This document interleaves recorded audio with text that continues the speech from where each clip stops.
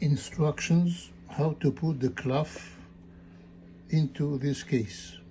You don't need one tool, a screwdriver flat on top. Make sure the Klaf the writing is on the top side. Not like this, but like this.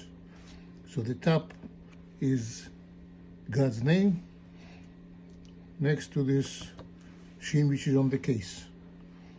First you remove the plastic covering from the case. Next you open the screw on the bottom.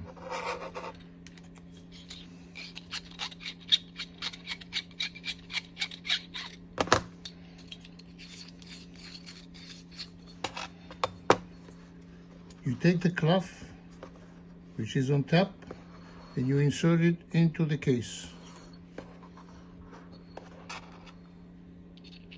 Then you close it.